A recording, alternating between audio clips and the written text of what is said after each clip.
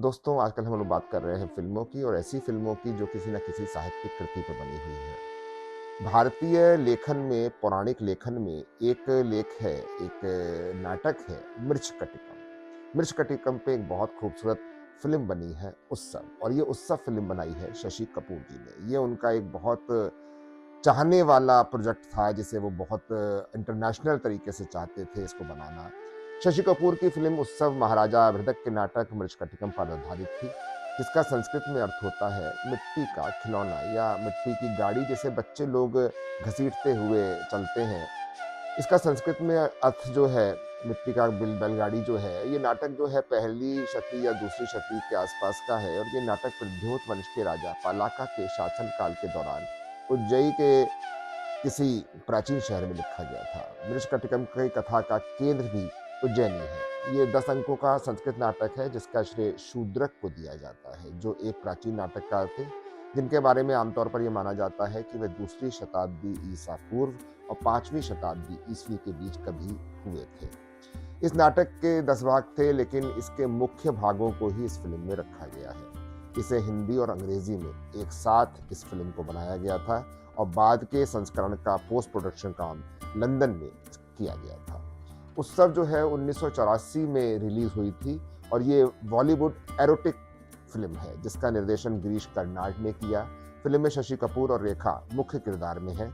इसके अलावा फिल्म में अमजद खान, अनुपम खेर, नीना गुप्ता और सतीश कौशिक नजर आएंगे। इस फिल्म के भव्य सेट और वेशभूषा, गहने, हेयर स्टाइल्स और सभी शास्त्रीय चित्रकला और मूर्तियों से ये फिल्म ओतप्रोत भरी हुई है।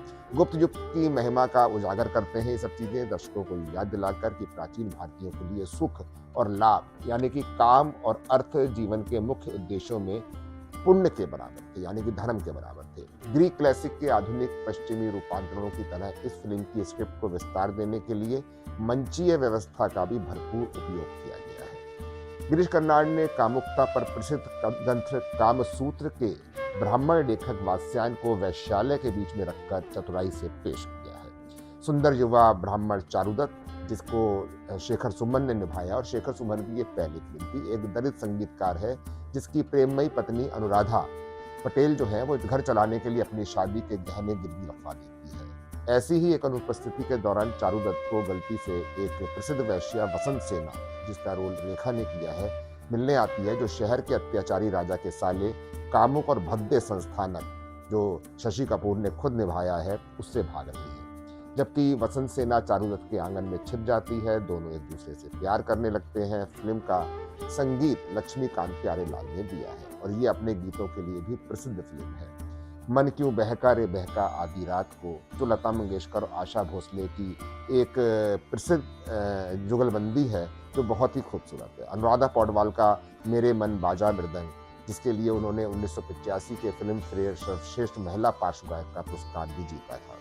सुरेश वाडकर का भी एक गाना है सांझ ढले गगन तले, ये भी बहुत फेमस हुआ था। शशि कपूर ने बिना लाभ और हानि की परवाह किए ऐसा विलक्षण और दुर्लभ बोल्ड विषय की सिनेमा के पर्दे पर साकार किया, ये बात बेहद महत्वपूर्ण है। उत्सव के बोल्ड विषय और एरोटिक ड्रामा के कारण central board of film certification of India ने 23 अगस्त 1984 को फिल्म को ए कैटेगरी का प्रमाण पत्र दिया। शशि कपूर ने 1982 में कटक के लोकेशन को चुनकर फिल्म उत्सव की शूटिंग की थी, लेकिन दुर्भाग्य से 1984 में फिल्म की रिलीज के बाद निर्माता शशि कपूर को उस जमाने में 1.5 करोड़ रुपए का नुकसान हुआ था। अगर इस फिल्म का बजट कुछ और ज्यादा होता तो ये फिल्म एक भव्य अंतरराष्ट्रीय फिल्म बनती। जैसा मैंने बताया कि शेखर सुमन ने इस फिल्म में चारुदत्त का अभिनय किया है और शेखर सुमन मुंबई उन्हीं दिनों आए थे और उनको शशि कपूर ने जब देखा तो उन्होंने रोल दे दिया और गिरीश कर्नाड से कहा कि भाई आप इनको अपनी फिल्म में लीजिए। और गिरीश कर्नाड के घर जब शेखर सुमन उनसे मिलने जाते हैं तो उनकी पत्नी जब दरवाजा खोलती हैं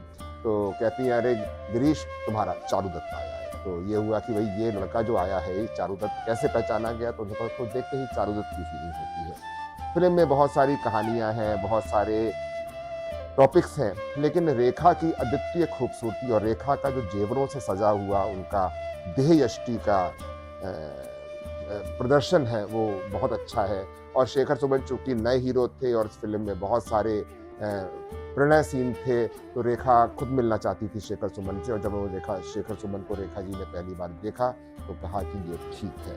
तो वात्स्यायन के कामसूत्र से लेकर और प्रेम और उद्दात के जो रूप हैं वो इस फिल्म में देखने को मिलते हैं। संगीत बहुत खूबसूरत है, गिरीश कर्नाड खुद थिएटर के आदमी रहे हैं, उन्होंने इस फिल्म को बहुत भव्यता दी है, और शशि कपूर का तो ये प्राइम प्रोजेक्ट था जो वैसा बन नहीं पाया। लेकिन अगर आपने ये फिल्म नहीं देखी है तो देखिएगा ज़रूर, बहुत खूबसूरत फिल्म है। अगली बार किसी और साहित्यिक कृति पे, किसी फिल्म के बारे में फिर बात करेंगे।